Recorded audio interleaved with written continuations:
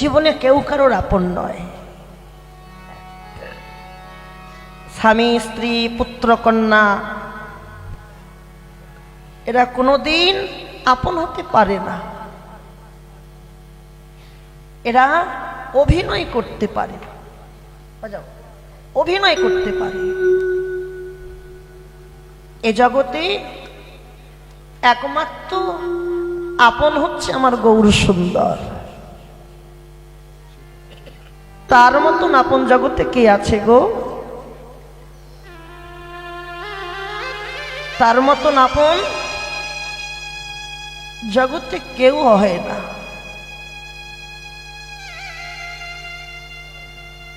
আপন যদি করতে হয় আমার গৌরকে আপন করে ভালোবাসো, আমার নিতাইকে আপন করো। কেন? বহিরঙ্গ জগতের জীব এরা কতদিন ভালোবাসবে?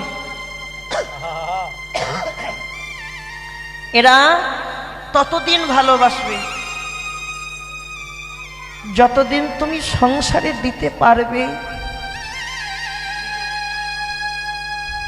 ততদিন তুমি ভালোবাসা পাবে। আর যেদিন দেওয়া বন্ধ হয়ে যাবে কেউ ভালোবাসবে না। হরি বল। ভালোবাসবে?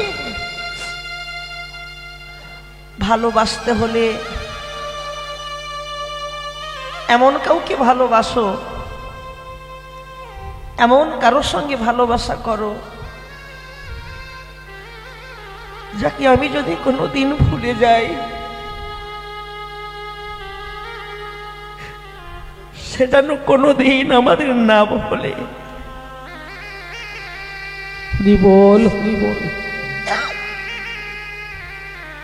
তার মতন পরম বান্ধব, পরম দয়াল জগতে আর কেউ হয় না গো।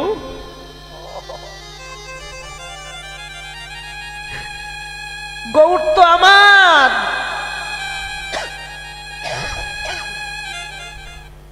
গৌর আমার,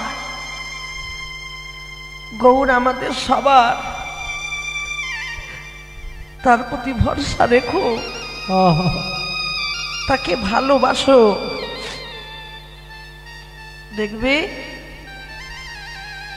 তোমার মনুষ্য জন্ম সার্থক হবে, ভাবে আসা তোমার সার্থক হবে।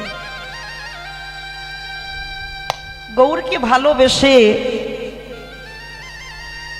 যদি কেউ দুফোঁটা নয়ন ঝরাতে পারে, দুফোঁটা নয়ন ঝরিয়ে বলতে পারে গৌর হরি জগতে তুমি আমার, আমি তোমার,